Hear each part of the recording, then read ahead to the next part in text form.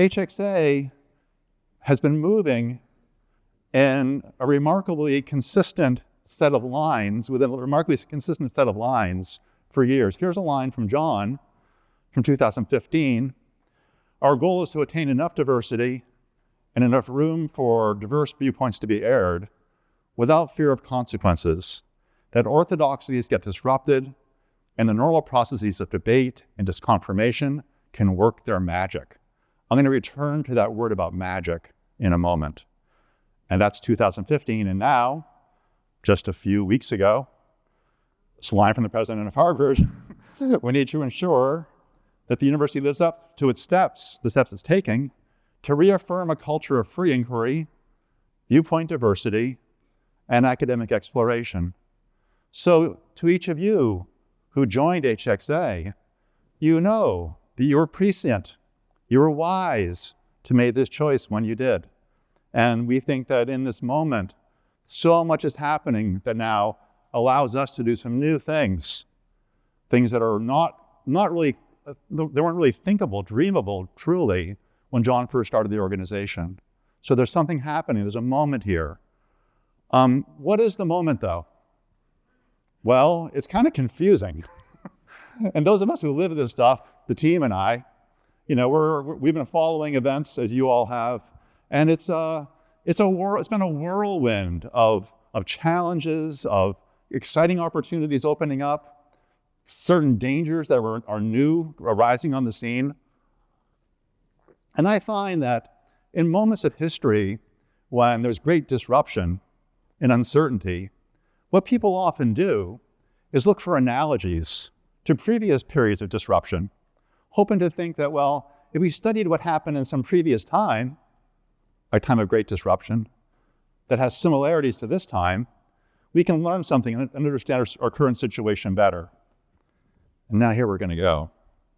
So, a week or so ago, one of the board members passed around an article. That's the one here on the left. This is a Substack piece by John Carter, the class of 2026. How many of you happen to see this piece? Can you raise your hands if you saw it? Good job, board. You should read this piece. In this piece, this person suggests an analogy between the dissolution of the monasteries in 16th century England and the coming fate of universities, which he thinks is quite dire.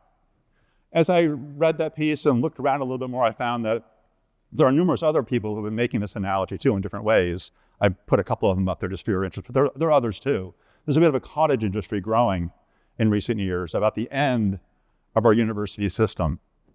And I want to just pause a little bit to talk about what that analogy looks like. Here's the basic lines of the analogy. So the monasteries in 16th century England were enormously important cultural institutions. They were sites of scholarship and learning. They were highly respected. They were respected also for their piety. They were enormously wealthy. They were pillars of that world, that medieval world. But in the early 1500s, the monasteries had been steadily losing the trust of the society, partially because they had been corrupt, and they've been corrupt partially by their own standards of piety. The social authority of the monastery system was based on the vows that the monks had taken, vows of chastity, poverty, and piety. But in a variety of ways, they weren't really living up to that. Here's a picture from the times. A generation of monks, friars, and nuns were widely seen to have fallen into corruption on all those dimensions, faults that were highlighted eagerly by their Protestant critics. What's more, there was a new king in town, Henry VIII, who arrived on the scene with a new religion and in claiming new absolutist powers, and he decided to attack them. So too, the analogy goes, our universities have become corrupt, even by our own standards. Sure, some of the concerns and criticisms of universities have been fanned and exaggerated for political reasons, but there's something in the critiques that rings true. And those of us who live and work within universities, we know this. Universities, instead of being places for free inquiry, have increasingly become comfortable monocultures. Academic self-governance, instead of protecting scholarly virtues of pluralism, have become too often engines of conformity. Tenure, instead of being a vital protector of heterodox scholarship and viewpoints, has become merely a jealousy-guarded perk, a guaranteed job for life. And the humble search for truth has been displaced by tendentious forms of political activism or crass careerism, a point that Emily Scarbeck made to me over dinner very recently. Social trust in universities has cratered. And to finish the analogy, when a new executive leader came gliding down a golden escalator and landed in Washington for a second time, he decided to attack them. There are deeper structural points to the analogy too. A central function of the monasteries of monastic life was the painstaking reproduction of sacred texts. But the invention of the Gutenberg press made that purpose of monasteries obsolete. Similarly, the argument goes, the credentialing function of our universities is based on professors affirming the scholarly achievements of students, their papers and their math sets. But the arrival of ChatGPT and some other things have made that function, or are making that function, obsolete. And that's a point that Carter makes central. I confess that on the morning that I read this article shared with me by one of our board members, and it was also cheered on by some of our board members who think, wow, this is really shocking and kind of worrying. I decided I'm going to share this we have a food for thought channel, the team and I, on Slack, and we are constantly sharing anything we find interesting to just keep our brains going on these topics. And I confessed that I took the piece and I put it onto the food for thought channel, and then I stopped my finger. I thought the analogy was so powerful that I worried that if I shared it with the team, they may find it dispiriting, so dispiriting that they would no longer believe in our work. So I didn't say them. In fact, right now, most of the members of the team are learning with the analogy for the very first time. I had a moment, more than a moment, of doubt. But then I remembered John Stuart Mill. Not the John Stuart Mill of On Liberty, the one that we always talk about at HXA, but actually my favorite text from John Stuart Mill, much less read, and it's the Logic. And in the Logic, some of you may know, but the Logic is even more deeply John Stuart Mill-y and more deeply Heterodox Academy, or at least it's as deeply John Stuart Mill-y and it's as Heterodox Academy as On Liberty. In the Logic, Mill provides this analysis of what he calls analogical arguments by analogy. And he says, in classic Mill fashion, well, typically when people make an analogical argument, they show you the strength of the comparison, and that carries the day. But Mill says we have to always divide in our minds very carefully the basis of resemblance from the basis of disresemblance. Right? This is classic John Stuart Mill, right? This is how he's always looking at things from these multiple perspectives and encouraging us to do that too. And if you start thinking about the monastery analogy, applying Mill's work, something kind of interesting starts to happen. So let me tell you how I see that. First, the big one, the big basis of disresemblance is that the monasteries, the 16th century England was a period of massive historical transition, a transition that historians describe as being one from a medieval Catholic realm to something like an early modern Protestant nation state. And the reorientation, by comparison, of our two political parties that led to the rise of Donald Trump, by historical comparison, is probably puny. But more precisely now, using the Millian principles, there are 3 points of this analogy. First, the monasteries were up against a king, not in metaphor, but in fact. Just a few years before the dissolution began, he passed the Acts of Sovereignty, which gave the king all power over the religious parts of the realm. So they had a genuine king in power. That's a big difference than a president. Second, super important, we think our universities are rich. They're not. The monasteries were rich. The monasteries controlled about a quarter to a third of the land of England, the arable land in England. Land was power then. They controlled a fourth of it or more. For centuries, the monasteries have been accumulating massive wealth in the form of golden chalices, gems, tapestries. People, you may remember the expression from your historical classes you took long ago, whene'er a coin in the coffer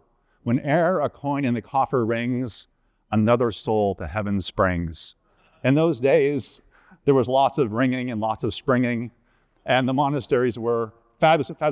But one estimate that I read, when Henry was king, monasteries had twice as much annual revenue as the crown itself. And Henry had very little money. He had all his power, but didn't have much money.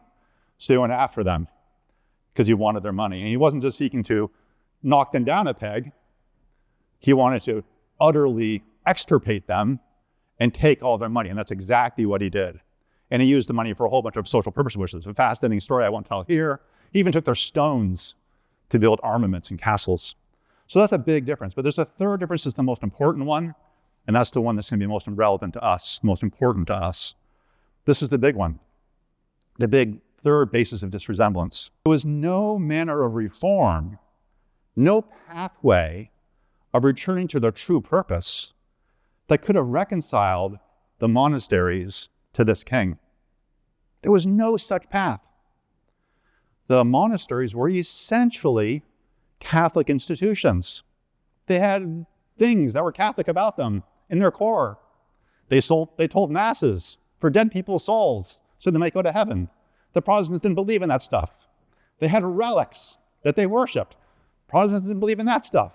There was no way, there was no path of reform for the Catholic monasteries that could have reconciled them to the powers that be in their society.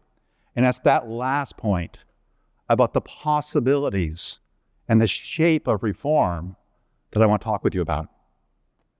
So our university system, unlike the monasteries, has the possibility of reform.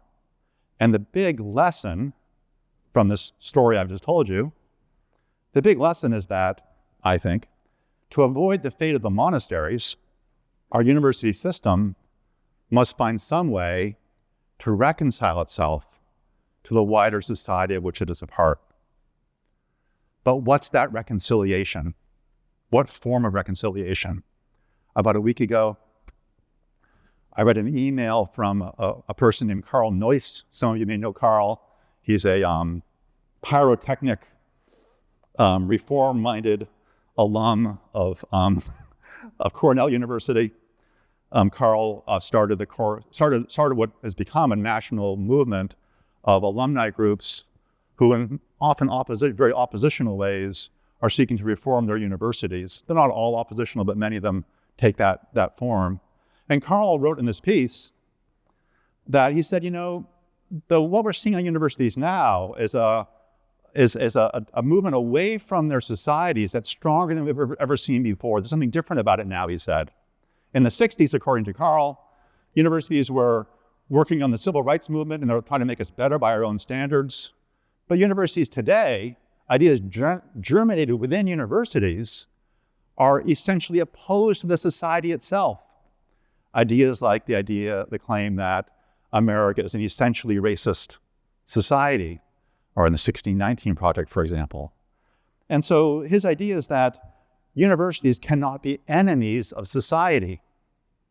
They must, in some sense, instead, reconcile themselves to society. So it makes me wonder, and I've been thinking a bit about this, what kind of reconciliation can we make?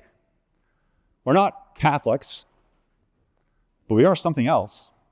So what kinds of reconciliation is available to us? Well, one form we could take, and I hear some people make this claim in the popular media, we could say, well, our universities should not be enemies of our society. They should be fans of our society. There could be a patriotic reconciliation. Universities should teach our students that America is a great society, a shining city on a hill. And I think it's certainly true that any university worth its salt should have professors who believe that about America and who do think of America in these strongly patriotic terms. But obviously, the university cannot reconcile itself in that way to the wider society. We're places where people have to think freely. They need to be critical of the basic American principles. That's what a university is. Without that, nothing. So that form of reconciliation through patriotism is not available to us. There's a stronger version of this T. You could say, well, universities should reconcile ourselves to the wider society precisely by reconciling themselves to the political agenda of whichever party is in power. And those of us who have been around for a while know that this is not a completely unfamiliar idea. There have been times when universities have reconciled themselves to certain edicts, for example, regarding what kinds of judicial processes they use on their own campuses. And in our current time, there's even much stronger, perhaps, drive towards seeking that kind of reconciliation. Now, again, clearly, universities should make space for people like this student who in his room is stacking up his Trump posters, and God bless him, he's going to go out there and put them around campus and see what happens. We have to make room for that for sure. But we can't reconcile ourselves to our society that way for reasons that are obvious. But then, how can we reconcile ourselves? How might universities avoid the fate of the monasteries? What values might we fasten on? I'm going to suggest that our universities should reconcile itself to our society by making a contribution that is essentially cultural. So I'm going to suggest that there's a certain cultural contribution that our universities can make to our wider society. Our universities, I think, should seek to be exemplars of the highest values of Western civilization. But what is the highest value of Western civilization? Well, I think among the highest values of Western civilization is something like pluralism. But not just pluralism, pluralism in a certain mode of action. I'm going to call it Pluralism Plus. So not just a variety of different viewpoints, but a variety of different viewpoints settled into a set of cultural norms and understandings about the nature of difference that put it into action for a certain kind of purpose that I'll describe. This idea of Pluralism Plus is one of the great cultural discoveries of Western culture. It's not only in the West. You can see it in the Ottoman Empire. You can see it in other places too. It's crystallized especially clearly within certain Western societies. I'm thinking, for example, of the Enlightenment, but especially thinking about the Scottish Enlightenment. And the Scots, as many as you know, had this kind of, David Hume, for example. He's maybe the best of it, but there's others, Smith. They were interested in the idea, this radical idea, that maybe a society that has fundamental differences within it can take those differences, if they find the right kinds of institutions, and do some magic with them. If they have differences in the right sets of norms, they can discover those norms or recognize them when they evolve. If they can discover these norms, they can do some magic trick such that they all profit from the differences among them. And it's important to see what a strange and radical idea that is. It's not intuitive. For millennia, for 2 millennia, literally, the world didn't see the things that way. At least since Aristotle, people thought that if you're going to have a good society, if you're going to have a unified society, if you're going to have a society that's going to be able to do things together, you need to have commonality, a common view of the good person and the common view of the good. And so societies, through religion often, but in other ways too, they worked on the assumption that the point of politics is to bring its people together in some strong way. And these crazy people, in Scotland primarily, but in other places too, they said, maybe not. Maybe by having different viewpoints and people pursuing their lives in different ways, if we have the right institutions, we can all prosper together. So we can not just survive our differences, not pluralism or toleration in that sense, but we can use our differences to transform our societies for our mutual benefit. And they developed ideas that are familiar to us, civilizational ideas, toleration, the free exchange of ideas, and the rule of law. Okay. But what does that have to do with universities? I think it has a lot to do with universities. We universities, if our universities are to avoid the fate of the English monasteries, perhaps campus leaders need to commit themselves to becoming Pluralism Plus in the way I'm describing, communities of imperfect learners committed to practicing norms that combine our differences, producing a whole culture that's bigger and better than all its several parts. And that's precisely the project that HXA exists to serve. Another word for that civilizational achievement, that pluralism plus in the academic space, is something like open inquiry. So what's a culture of open inquiry? You know that's what HXA is about.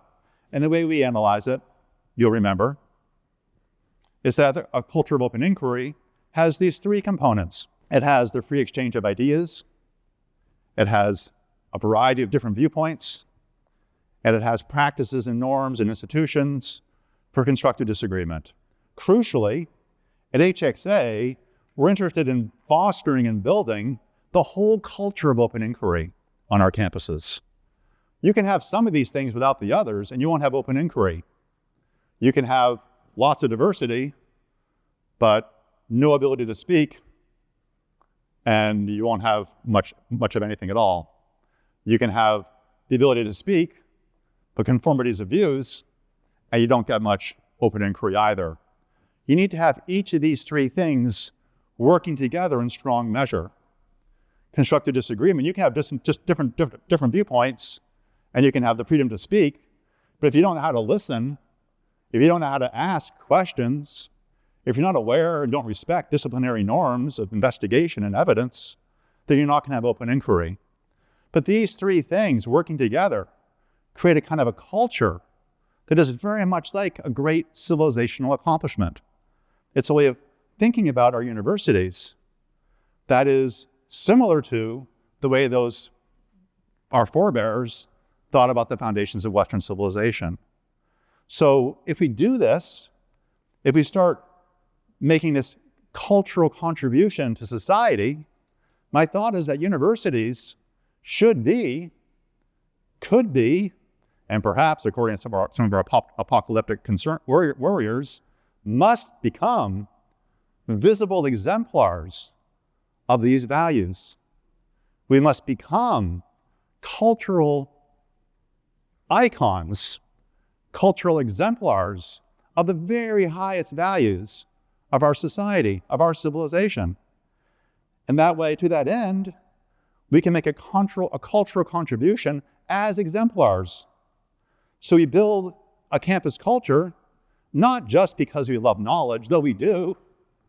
We build a campus culture of open inquiry because this is a precondition of reconciling our universities with the society in which we find ourselves. We build a campus culture and make this cultural contribution to the wider society precisely by building a culture that can be admired and that can win the admiration, indeed the awe, of our fellow citizens. It's the kind of campus culture that can make ordinary citizens proud of our, that is their, universities. They may not go to Harvard, but they should think to themselves, wow, Harvard's in my country, and it's an awesome place because it does these things. So too, every state university, every local college, the community colleges too. If they build these cultures of open inquiry, if they manifest these difficult values and make it vivid of how powerful it can be to bring people together to learn from their differences without conforming them, they create a kind of a citadel, a kind of a cultural talisman that our entire society can benefit from. We teach in that way by being that way. And I would add that the more elite the university, the more clearly it should exemplify that type of culture and thus be a source of pride to all our fellow citizens.